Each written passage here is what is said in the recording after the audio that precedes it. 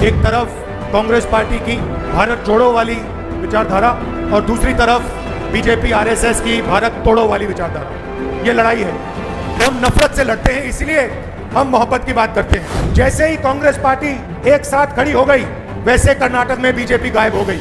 और मैं आपको स्टेट से कह रहा हूं, तेलंगाना में, मध्य प्रदेश में, छत्तीसगढ़ में, राजस्थान में आपको बीजेपी नहीं दिखाई देगी, कांग्रेस पार्टी जीत के दिखाएगी।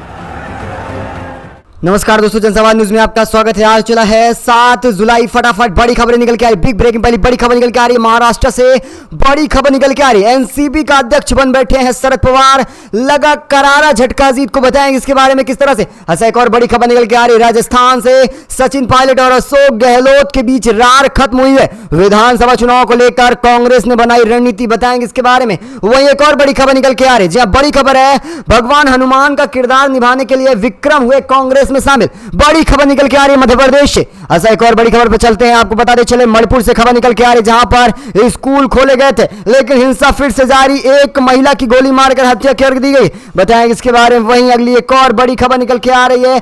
शिवराज के साथ साथ देखा जाए तो जल्द ही शिंदे की भी विदाई होने वाली है महाराष्ट्र से। बड़ी खबर निकल के आ रही है, कुछ महीनों के होने वाले हैं मेहमान। चलते एक और बड़ी अपडेट निकल के आ रही है। पटना में लालू ने लगाई करारी फटकार, पीएम मोदी को कहा अगले लोकसभा चुनाव में रास्ता दिखा देंगे, बताएंगे सब खबरें एक एक करके विस्तार से। वहीं देखा जाए संसद के मानसून सत्र को लेकर बड़ी खबर निकल के आ रही है। 19 जुलाई से शुरू हो रहा है सत्र, बताएंगे इसको लेकर क्या खास बात निकल के आ रही है। वहीं देखा जाए मिजोरम के सीएम ने आपत्ति जताई है यूसीसी को लेकर। अगली एक और बड़ी अपडेट पर चलते हैं। बड़ी खबर निकल के आ रही है, आपको बताते चले इस बार पश्चिम बंगाल में खासतौर से ममता बनर्जी ने कहा कि केवल और केवल 6 महीने के अंदर नहीं दिखने वाली है केंद्र में भाजपा। सब खबरों को जानने वाले हैं एक करके विस्तार से, लेकिन उससे पहले एक छोटा सा निवेदन है, अगर आप हमारे चैनल पर नए हैं तो चैनल को सब्सक्राइब, बेल आइकन जरूर दबाइएगा देश दुनिया के फटाफट बड़ी अपडेट को पाने के लिए। दरअसल पहली बड़ी खबर निकल के आ रही, चलते हैं महाराष्ट्र से खबर निकल के आ रही, जहां पर अध्यक्ष पद को लेकर लड़ाई जारी थी। देखा जाए अजीत पवार और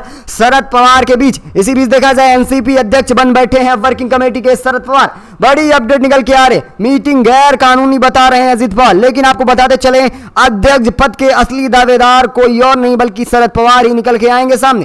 दरअसल मामला समझिए, राष्ट्रवादी कांग्रेस पार्टी में लगातार बगावत की बयानबाजी जारी, बैठक दर बैठक हो रही है, लेकिन इसका मामला अब तक केवल और केवल 2 चीजों पर फंसा है। वो है एक, सबसे बड़ी पार्टी के अध्यक्ष कौन होने वाले हैं राष्ट्रीय कांग्रेस पार्टी के, और दूसरी तरफ देखा जाए सिंबल को लेकर भी घमासान मच रहा है। एक तरफ शरद पवार ने गुरुवार को अपने वफादारों के साथ दिल्ली में एनसीपी की राष्ट्रीय कार्यकारिणी की बैठक कर ली। बैठक में उन्होंने कहा कि मैं एनसीपी का अध्यक्ष हूं और किसी और के अध्यक्ष बनने की बात तो गलत हो सकती। ये बड़ी खबर निकल के आ रही कि जिस तरह से अध्यक्ष पद के लिए अपने आप को दावेदार ठहरा रहे हैं, ये कहीं ना कहीं अजीत पवार के अंदर खलबली मचा रहा होगा। वैसे आप सबकी क्या राय है, एनसीपी का असली अध्यक्ष होने का हकदार कौन है? अपनी राय जो है वो कमेंट के माध्यम से जरूर बताइएगा।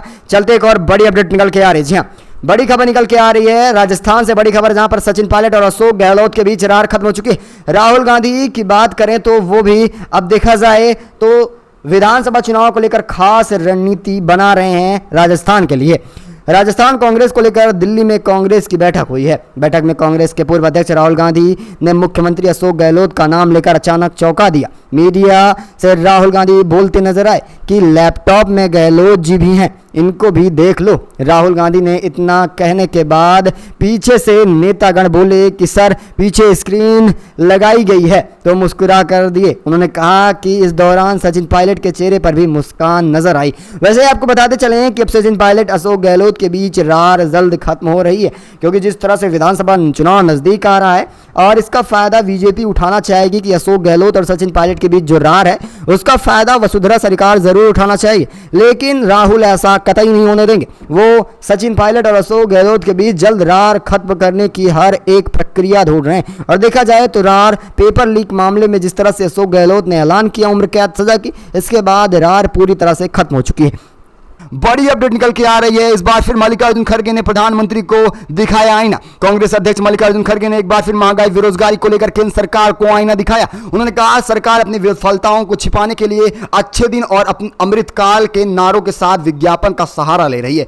दरअसल समझिए, मल्लिकार्जुन खड़गे का कहना है कि स्लोगन से देश नहीं चलता है और अमृतकाल जैसे भाषणों से भी देश नहीं चलने वाला है। लोग महंगाई से लगातार जूझ रहे हैं, बेरोजगारी लगातार बढ़ती जा रही है, लेकिन प्रधानमंत्री को सिर्फ विज्ञापन करना है, यानी प्रचार करना है। वैसे देखा जाए अब तक प्रचार में मोदी ने 23 अरब रुपए लगा दिया है। एक बड़ा आंकड़ा रहा जिससे लगातार विज्ञापनों से लगातार लोगों को उलझा कर रखा जा रहा है। वैसे देखा जाए एक बड़ा सर्वे निकल के आ रहा है जो मल्लिकार्जुन खड़गे अपने ट्विटर हैंडल पर ट्वीट कर रहे हैं। उसमें कह रहे हैं कि देश में लगातार बेरोजगारी के दर महीने दर बढ़ते जा रहे हैं। देश में देखा जाए बेरोजगारी 8.45% है, वही गांव में बेरोजगारी अब देखा जाए 8.73 होती जा रही है। लगातार गांव में भी बेरोजगारी बढ़ती जा रही है। वही मल्लिकार्जुन खड़गे का आगे कहना है कि गांव में मनरेगा डिमांड चरम पर पहुंच चुका है, काम जरा भी नहीं है। ग्रामीण वेतन दर को घटाया जा रहा है। लगातार देखा जाए तो अच्छे दिन की बजाय उन्हें बुरे दिन की तरह खाई में ढकेला जा रहा है। जिस तरह से महंगाई बढ़ रही है इसको लेकर जो भी मल्लिकार्जुन खड़गे ने कहा है वो कहां तक सच है, अपनी राय कमेंट के माध्यम से जरूर बताएगा।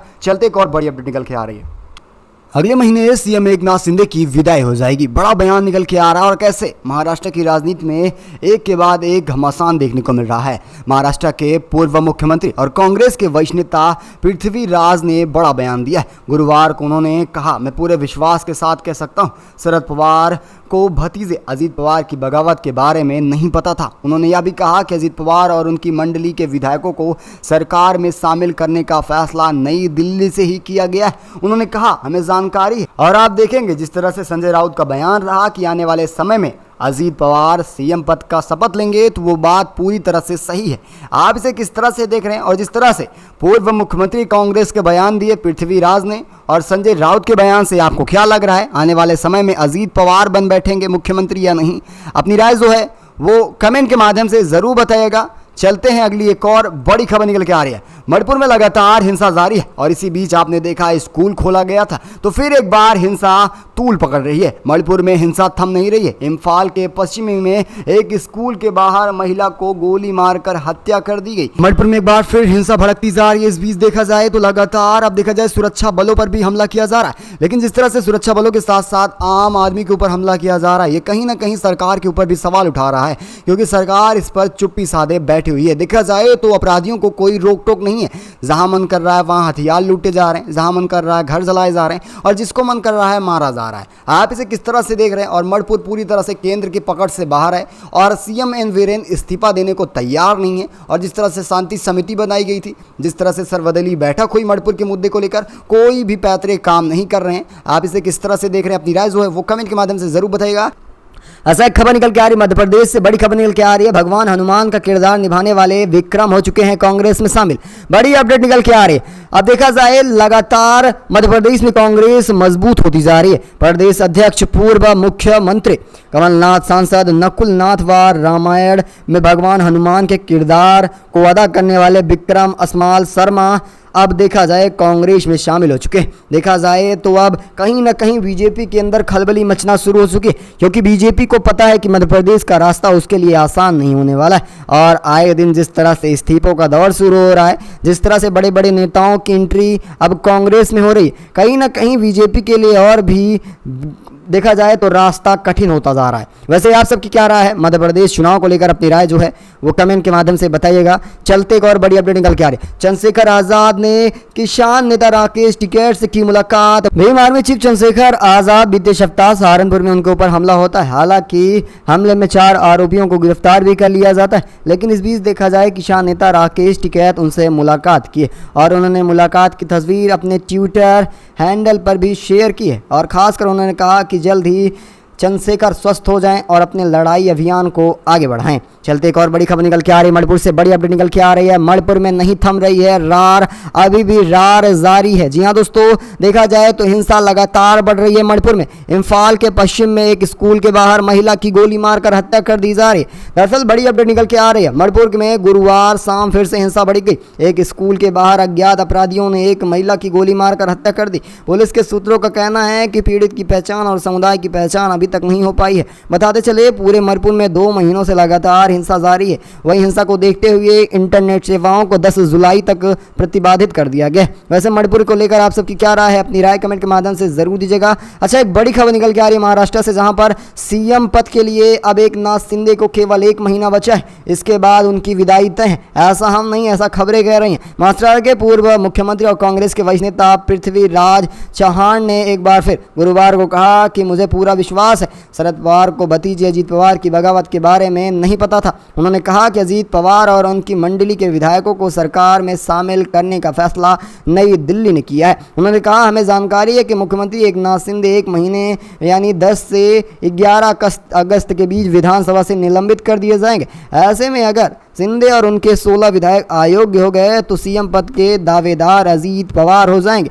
वैसे आप सबको क्या लगता है, जिस तरह से अजीत पवार ने शरद पवार को धोखा दिया, क्या इसी तरह से बीजेपी शिंदे को भी धोखा देगी? अपनी राय जो वो कमेंट के माध्यम से नीचे जरूर बताएगा। चलते हैं अगली एक और बड़ी अपडेट निकल के आ रही है। बड़ी खबर है, एक बार फिर मल्लिकार्जुन खड़गे ने मोदी को सिखाया पाठ, कहा अपनी झूठे स्लोगन से देश नहीं चला सकते आप। बड़ी खबर निकल के आ रही है, मोदी सरकार पर लगातार मल्लिकार्जुन खड़गे से समेत तमाम विपक्षियों के साथ साथ आम जनता भी महंगाई को लेकर सवाल जवाब कर रही है और लगातार प्रधानमंत्री से जवाब पूछा जा रहा है, क्या आपके यही 80 दिन है? वहीं कांग्रेस ने महंगाई बेरोजगारी मुद्दे पर सरकार को फिर से निशाना बनाया है। कांग्रेस का कहना है कि अब बस करिए, हमें अच्छे दिन की जरा भी जरूरत नहीं है। महंगाई प्रतिदिन बढ़ रही है, सामानों के दाम तो जिस तरह से बढ़ रहे हैं वो तो आम बात है, लेकिन उसके वजन भी घटाए जा रहे हैं। सब्जियां आसमान छूने लगी हैं। कीमतों को लेकर कांग्रेस ने एक बार फिर करारा हमला बोला। उन्होंने कहा कि स्लोगन से आप भारत को नहीं चला सकते हैं। लगातार आप अच्छे दिन के साथ साथ अमृत काल का स्लोगन नारे देकर देश को चला रहे हैं। लगातार विज्ञापन किया जा रहा और कुछ भी नहीं। वैसे आप सबकी क्या राय है, जिस तरह से लगातार विज्ञापन किया जाता है? इसको लेकर अपनी राय जरूर बताएगा। एक और बड़ी खबर निकल के आ रही है छत्तीसगढ़ से, बड़ी खबर निकल के, जहां पर 130 से अधिक युवाओं ने कांग्रेस में सदस्यता ग्रहण कर ली है। देखा जाए, विधायक मंडवी ने कहा है कि विकास कार्य से प्रभावित होकर कांग्रेस में शामिल हो रहे हैं ये सारे लोग। देखा जाए, विकास कार्य केवल छत्तीसगढ़ में नहीं बल्कि जहां भी कांग्रेस की सरकार है, कुल लगातार विकास हो रहा है। वो चाहे फिर कर्नाटका रहा हो या फिर राजस्थान क्यों ना हो, लगातार जिस तरह से विकास हो रहे हैं, कहीं ना कहीं जहां पर कांग्रेस की सरकार नहीं है वहां के लोगों की चाह है कि कांग्रेस सरकार का शासन हम भी एक बार देखें। इसीलिए लगातार जिस तरह से लगातार एक बार फिर अब विधानसभा चुनाव में इसका खास असर दिखने वाला है। अपनी राय कमेंट के माध्यम से ज़रूर बताएगा। और 130 से अधिक युवाओं ने कांग्रेस में सदस्यता ग्रहण कर ली है और देखा जाए बीजेपी को इसका भारी नुकसान पहुंचने वाला है लोकसभा के साथ साथ विधानसभा चुनाव में। अपनी राय जो है वो कमेंट के माध्यम से ज़रूर बताएगा। चलते हैं अगली एक और बड़ी खबर निकल के आ रही है। जी हाँ, बड़ी अपडेट निकल के आ रही है। मेघालय के सीएम ने एक बार फिर जताया है यूसीसी को लेकर विरोध। कहा, समान नागरिक संहिता जातीय अल्पसंख्यक के हितों के खिलाफ बताई जा रही है। मिजोरम के मुख्यमंत्री जोरामांदगा ने एक बार फिर भारत के विधि आयोग को पत्र लिखकर समान नागरिक संहिता के समान रूप से जातीय अल्पसंख्यक और विशेष रूप से मिज्जो समुदाय के हितों के खिलाफ बताई जा रही है। उनका कहना है कि यूसीसी लागू होने से लगातार देश में हिंसा भड़कती रहेगी और ये कहीं ना कहीं देखा जाए तो मानसिक रूप से लोगों को ग्रसित कर देगी, क्योंकि लोग इससे मानसिक रूप से जुड़े हैं। जो उनकी परंपराएं हैं, जिस तरह से इस्लाम की परंपराएं हैं, जिस तो हिंदुओं की परंपराएं हैं, उनसे उन्हें बेदखल किया जा रहा है। ये कहीं ना कहीं आने वाले समय में इसका दुष्परिणाम मिलेगा। जिस तरह से प्रशांत किशोर ने कहा, ठीक उसी तरह का बयान निकल के आ रहा है। वहीं देखा जाए, एक और बड़ी खबर निकल के आ रही है पश्चिम बंगाल से। बड़ी खबर है जी हाँ दोस्तों, ममता बनर्जी ने किया बड़ा ऐलान। कहा, आने वाले समय में 5-6 महीनों के अंदर केंद्र से बाहर हो जाएगी भाजपा सरकार। बड़ी खबर निकल के आ रही है। दरअसल बात समझिए, जिस तरह से लगातार विपक्षी एकता हो रही है और जिस तरह से पंचायत चुनाव में बीजेपी ने कराया है पश्चिम बंगाल के, ये कहीं ना कहीं मन में खटक रहा है ममता बनर्जी के। ममता बनर्जी ने कहा, जिस तरह से लगातार अत्याचार फैला रही बीजेपी सरकार, वो चाहे मध्य प्रदेश में हो या फिर पश्चिम बंगाल में रहा हो या फिर मणिपुर में क्यों ना हो, लगातार बीजेपी जिस तरह से कर रही है, इसका जवाब जनता जरूर लेना चाहेगी। वैसे आप सबकी क्या राय है, इसको लेकर अपनी राय भी कमेंट के माध्यम से जरूर बताएगा। क्या बीजेपी का अंत नजदीक आ चुका है? अपनी राय जो है वो कमेंट के माध्यम से जरूर बताएगा। चलते एक और बड़ी खबर निकल के आ रही है। आपको बताते चले, शिवराज सरकार को लेकर एक बार फिर कांग्रेस ने बोला करारा हमला। कहा, शिवराज सरकार लगातार अत्याचार के साथ साथ देखा जाए जिस तरह से भ्रष्ट सरकार है, वो कहीं ना कहीं आदिवासी समुदाय को सता रहा है। आपको बताते चले, जिस तरह से आदिवासी समुदाय के ऊपर टॉयलेट किया गया, फिर उसके साथ जो व्यवहार किया जा रहा है, ये केवल और केवल चुनाव को भुनाने के लिए नौटंकी की जा रही है और कुछ भी नहीं है। वैसे आपने देखा किस तरह से शिवराज ने आदिवासी समुदाय के शख्स को सीएम आवास बुलाया जाता है, उसका पैर धुला जाता है, उसको बहुत अच्छे से चंदन टिक्का लगाया जाता है। ये केवल चुनावी रणनीति को भुनाने के लिए किया जा रहा है, क्योंकि अब बीजेपी को पता है कि मध्य प्रदेश में कुछ भी कर लिया जाए सरकार नहीं बनने वाली है, लेकिन कई भी पैतरे आजमाए जा रहे हैं। वहीं इसको लेकर कांग्रेस ने कहा कि इतना ही नहीं, देखा जाए तो आदिवासियों के ऊपर लगभग 30,000 से ज़्यादा अत्याचार किए गए हैं, वो चाहे बुलडोजर अत्याचार रहा हो या फिर पेशाब कांड क्यों ना रहा हो। इसी तरह से लगातार रेप भी कर दिए जाते हैं मध्य प्रदेश में आदिवासी समुदाय के ऊपर। वैसे आप सबकी क्या राय है, इसको लेकर अपनी राय जो है वो कमेंट के माध्यम से ज़रूर बताइएगा। उन्होंने आज उस आदिवासी व्यक्ति को बुलाया घर पे, उसके बाकायदा पैर तक किए है, इस तरीके से देखते हैं आप। मुझे लगता है मुख्यमंत्री शिवराज सिंह चौहान जी को पहले ये बताना है कि 30,400 आदिवासियों के खिलाफ ऐसे मामले उनकी नाक के नीचे उनके शासनकाल में हुए हैं। साल दर साल ये आंकड़ा बढ़ा है।